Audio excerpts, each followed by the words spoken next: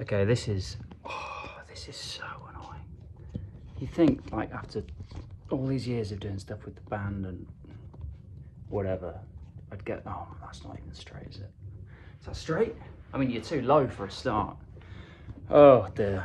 Rubbish as well, isn't it? That is just, oh, the content that you wanted on your, oh, whoa. That's not awful. I've definitely done worse. You've just seen the faff that it takes for me to do the most basic thing. And actually, that's a good place to start with this, because I asked a few this morning to send me in some questions on Instagram, and I thought, how's best to follow up with my my watches of 2023 on YouTube? Because I figured, actually, you know what, I quite enjoyed doing that video on YouTube. It was quite nice being back, and I figured, let's ask you guys to send in some questions. However, it took me a long time to figure out how to look at those questions, so much so that I had to Google how to look at Instagram question answers. But here we are. It's nearly the end of 2023. I don't know about you, but this year has flown by. For me, started in Australia with the Vamps, and we've kind of toured the whole year and ended in South Africa about 3 weeks ago, I think it was. I've got the Vamps Christmas jumper that's out this year, so you can pick it up. Moochie's trying to eat the Christmas tree as we speak. I've got maybe the most Christmassy mug you've ever seen in your whole life here. We're still new to being back on YouTube, and therefore I'm going to answer the questions by reading them off my laptop. There's no high-tech shenanigans going on here. It's literally me running through these. So the first question I've got is from someone called basically Agata, and they say, how does the songwriting process differ when writing for yourself as opposed to writing for the Vamps? Both are really different, but in a way similar. They're similar in the sense that I'm constantly striving to kind of get the best out of me, and sometimes that's hard. And what I find is occasionally I'll go to write a song, and this is when I'm speaking from a solo music perspective. I will go into the studio and try and write a song, and it just won't happen. It won't come out. And I think that's something that has taken a lot of time to deal with. It's a frustrating scenario where you feel like you've got, sometimes I feel like I've got something brewing, which sounds really wrong, but a creative brewing process going on, but then nothing happens. I think with the Vamps, what's really, really lovely, and I'm so privileged and lucky to be in this position, that I have 3 other guys to bounce off, to vibe off. And sometimes if I go into the studio with a bit of a brain fog, it can be something as simple as one of the other guys humming something or starting something on an instrument, and before we realise we're into it. So it's been quite a lot more. I've had to do a lot more searching for my solo music, because I've only been writing with well, really, I guess you could say 3 people on the Manabe EP, and then moving forward, similar, small team. And that's meant that there's been a lot more emphasis on everything that I'm doing, like whether that's my production, my playing, my songwriting. You've been on a few songs, haven't you, baby girl? You have. As opposed to the Vamps, where I'm very lucky, I'm with some brilliantly talented musicians. So I think the biggest difference is kind of, yeah, the task of it being just for me, as opposed to when I'm with the Vamps, I can lean on them a bit when I need to. Now, favorite song I've ever written. This is from EP_LEN2. That's a really difficult question, because I think if you're saying favorite song, it's easy to kind of immediately go to the songs that have perhaps moved the needle the most. You know, like from a accolade perspective, or streaming, or yeah, like sales point of view. So if I was to answer with that hat on, you know, being part of the writing process for All Night was amazing, and something that still blows my mind when I see like the numbers on that song, and going around the world and playing that, and it kind of kicking off wherever we are, blows my mind. It's really humbling, actually. Which song kind of brought the most out of me emotionally? Which was the song that I kind of it kind of acted as a therapy for me, and maybe in a way that's like a favorite because of what it's done for me as a person.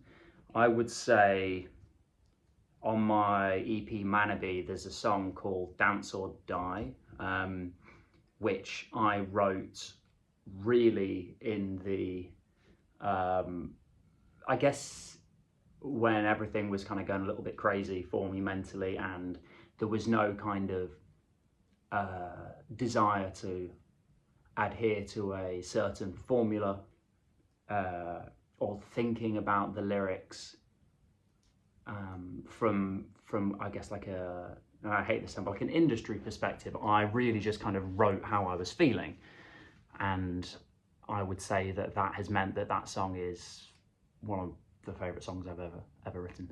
It's fun, isn't it, Mooch, that you're obsessed with wood, absolutely obsessed with wood in the park, like sticks and stuff, but then this you don't have an issue with. Next question is from inspiration behind your second EP. I'm kind of in the depths of the second EP at the moment, and I think what's been lovely with it is that process kind of just came to me kind of in the middle of EP1, actually, which meant that there was no kind of stop and starts between the EPs. And so the inspiration really has just been to carry on the theme of EP1, which is to be speaking and writing from the heart, which I know is like a real cliche thing that everyone seems to say all the time. But in the way that I did on EP1, I didn't necessarily strive to tick kind of boxes that you may typically do from, say, an industry like pop perspective, for example. My production was very honest, and I think that resulted in this kind of rawness that actually captures exactly what I'm trying to say in the song. I guess the inspiration has just been like life, and again, like I keep on referring to this learning thing, which the go-to is like I'm obsessed with trigonometry, but no, I mean more kind of like learning how I deal with situations. Less Moochie's trying to annihilate the penguin over there. What was wrong with him? Yeah, just to carry on kind of that honesty, that emotional vulnerability, that transparency. I think that's the goal for EP2. I'm rambling a little bit with these questions, so maybe I need to like bash out a couple of these quick. This question is from F-Hoop-Z. F-Hoops. What was your ultimate peak in life? I think that question is actually quite loaded, and it's got the opportunity to be quite depressing, because if you think about a peak in life as something that's happened as opposed to a future prospect of a peak, then you're technically, if you think about like an actual peak of like a mountain, you know, you go all this way and you hit the peak and then it's one way down, right? So I don't like to think that there's been a peak per se. I think if you're asking like big highlights in my life, I've got a few from a business perspective. I hate the word business perspective. From a career perspective, and a personal perspective. So personal, I think getting married was an amazing, like that kind of best day of my life scenario. I think getting Mooch was a really challenging but beautiful thing, and to be able to put your energy and love also with someone into something, I think is a really nice kind of evolution of a relationship. And from a career perspective, the #1 albums are just, yeah, again, insane. the world tours, it never gets old. I think from my my solo project perspective, doing that show at Hoxton Hall in November was honestly something that I never anticipated happening at this stage in my life. And to be able to do that and to sing songs that people had never heard before, honestly, it was incredible. It's from rxy.zip, and they say, was it just a fever dream? Was it just my fever dream? But what happened to the book you were writing, supposed to be publishing? Yeah, this is like a bit of a, not an elephant in the room, but I have a lot of people who ask, or who have asked me this over the years. The reality is, I wrote a book in its entirety. I did a few drafts of it. I think I did 3 drafts in the end, and it was going somewhere. I was speaking to a publisher, and it was exciting. But the reality is, I was determined that I wanted to kind of be the main author of it, right? I have no issue with people using ghostwriters, I get it, but for me, I wanted the challenge of trying to do it on my own. What happened is I ended up in a scenario where the book and the writing of the book was had shifted really into a kind of, like I've spoken about with my fitness, it was an obsession and not a positive one for my mental health. And it was getting to the point where if I hadn't worked on the book that day, then I would feel, I'd sort of beat myself up. And it just became this heaviness, this like weight, this like zeppelin in my mind that had actually got so far away from that excitement, that real positive driving force in my life. It completely shifted from that into this like big negative. So in the end, I decided to knock it on the head. I was super busy with the Vamps at the time. I mean, still am. And it's just not the right time for me to write a book, but I'd love to at some point in the future. 2 questions back to back from Rachel Pratt. World tour for the Vamps 24, any new music for the Vamps 24? So first of all, from a touring perspective, we've just done a pretty long tour where we hit loads of different territories. Started in Australia, went through Asia, we started in the UK, then went down there, and then worked our way kind of back. Appreciate we didn't hit a few territories, but when we were planning the tour, it was still kind of COVID environment and quite difficult to get to some territories. We, the 4 of us, always want to be playing shows in every territory. There's never this conversation where we're like, oh, we don't want to go to blah, blah, blah. We would like to tour everywhere when possible. So the Vamps will be doing shows, I'm sure. I don't want to say a time frame because then I'll kind of give away what in the future. And there will be releases from the Vamps, and I can't really, I'm not going to say anything else because I don't want to give it away. But what a lot of these questions have been that I was sent in, it's kind of, is the Vamps over? What's going on? That's just not true. The reality is we love the Vamps, like, more than anything, and I can't see a world where there's no Vamps. I think the reality is it's been, well, over 10 years, like 12 years really, for behind the scenes Vamp stuff. And, you know, you need to make sure that everything that you do is giving you guys, the fans, and also us, kind of like a really good feeling, a good sense of belief in what we do. And that, you know, we've been very lucky to do a lot of music in quite quick succession, a lot of touring. And I think sometimes you just need a little bit of time to figure out the exact, not like figure out whether we want to do the Vamps, just exactly what we want to do. We're not going anywhere, so don't worry about that. Lauren89.30, hi James, my question is, would you like to do Strictly Come Dancing? No, that's the long and short of it. Mainly for the fact that the reason I went into the jungle is I was a massive fan of the show. I've never really watched Strictly. Other than I saw Saffron when she was in it, I physically went, and that was really good, to be fair, but I'm just not really into dancing, so no. And I think from a TV perspective, I'm kind of happy to pick and choose the things few and far between, but that's not really the driving force of what I'm wanting to do in my life over the next year. What pushed you to also do a solo career? Was the Vamps not enough, or did you want something different? This is from Mina._.mil_. Well, no, the Vamps absolutely was enough, and that was not the reason. I think I'm just at a point in my life where I wanted to challenge myself with, from a production standpoint, from a songwriting point of view, to make some music at home that was about things that were really, really personal to me, you know, my marriage, my mental health. I just really wanted to lean into a few of my interests musically, and that's what I did. But no, it's not like a two fingers up to the Vamps or anything like that. I love the Vamps. I'm really excited for us to start writing again.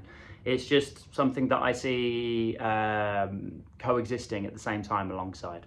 Yeah, the Vamps is definitely enough for me, I promise. Right, I'm gonna do one more, actually two more. A Vamps one and a Manabee one. So first one is from Ellie Holland _X, favorite underrated Vamp song. Underrated's really hard because I don't know what, like, I mean, if you're saying like what was a single and what wasn't, I think like Risk It All for me should have been a single. We were very, very lucky in that period of time that we had some other singles that did really well, and I think by the time we got around to Risk It All, I think 4 singles off that first album, so it just wouldn't have made sense. But I love Risk It All. I love Same to You. Like, Same to You is probably my favorite Vamp song, I think, maybe ever. Question is from _Sharon.13. What was Manabee's most difficult song to write? Did I say, I meant Sharon, did I say Shannon then? From an emotional perspective, I think Dance or Die was really hard, or Dancing on the Head of a Needle. For the fact that Dance or Die was, actually no, you know what, Dance or Die wasn't hard to write because I was just so, okay, how do I feel? I'm just gonna say how I feel. I think looking back, listening to that song's the hardest for me, but Dancing on the Head of a Needle was probably the hardest to write because it was looking back at that time of Dance or Die and really kind of just laying everything bare and being like, I needed help, I'm sorry, I wasn't there for my loved ones. I was emotionally unavailable. From a production standpoint, I don't know. Well, Strength in Numbers was difficult because I turned up to work with James Walsh and I thought he was going to produce the song and he thought I was going to produce the song, and we were in a studio that I didn't know how anything worked, and vice versa, he didn't know either. So it was really difficult to get that song to be produced in the day, but then in the end, it turned out as it did. Anyway, thank you so much, guys, for watching. Appreciate it's a long video. If you don't like these long form things, then you can send a complaint to info@suckyourmum.com. And I might do a part 2, maybe, if you're vibing this. If I don't see you this side of Christmas and New Year, have a beautiful time with hopefully family, friends. Enjoy yourself, and here's to 2024. Peace.